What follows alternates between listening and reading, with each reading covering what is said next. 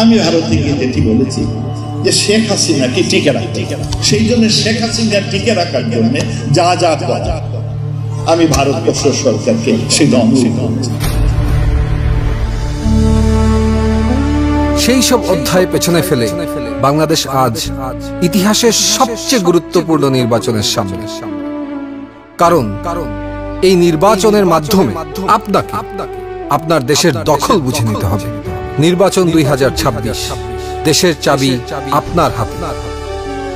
আপনার ভোটটি আপনি দিয়ে নির্ধারণ করুন কেমন বাংলাদেশ দেখতে চান।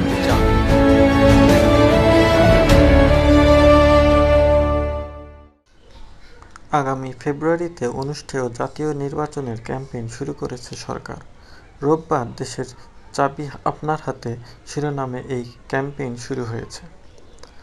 প্রধান উপদেষ্টার প্রেস উইং থেকে পাঠানো একটি ভিডিওতে দেখা যায়, গুমের শিকার বিডিআর হত্যাকাণ্ডের তদন্ত কার্যক্রমের সমন্বয়ক ক্যাপ্টেন অবসরপ্রাপ্ত ডক্টর খান সুবাইল বিন রফিক বাংলাদেশের ইতিহাসের সবচেয়ে গুরুত্বপূর্ণ নির্বাচনে অংশ নিতে সবাইকে আহ্বান জানাচ্ছেন। তিনি আহ্বান জানান, এই নির্বাচনের মাধ্যমে আপনার দেশে দখল বুঝে নিতে হবে। নিজের ভোট নিজে দেওয়ার মাধ্যমে কেমন বাংলাদেশ দেখতে চান তা নির্ধারণের আহ্বান জানান তিনি। এর আগে গতকাল সন্ধ্যা 7টায় রাষ্ট্রীয় অতিথি ভবন যমুনায় সেনাবাহিনী প্রধান জেনারেল ওয়াকার উজ্জামান, নৌবাহিনী প্রধান অ্যাডমিরাল মোহাম্মদ নাজমুল হাসান, বিমানবাহিনী প্রধান air chief marshal Hasan Mahmud Khan, প্রধান উপদেষ্টা অধ্যাপক মোহাম্মদ ইউনূসের সঙ্গে সাক্ষাৎ করেন।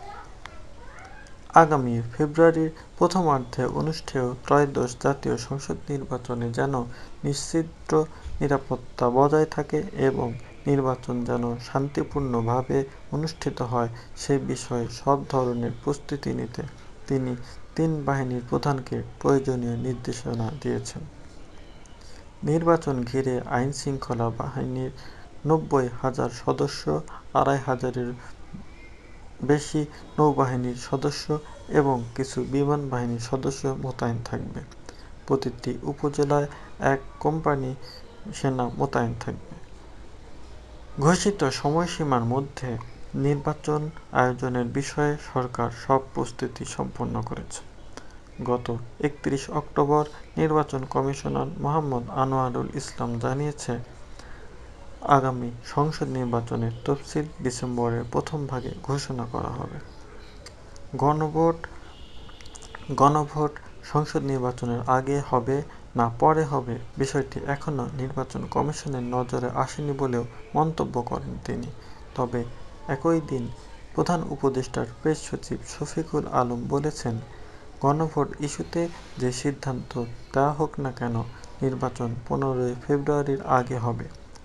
কোনো শক্তি এটিকে পিছাতে পারবে না।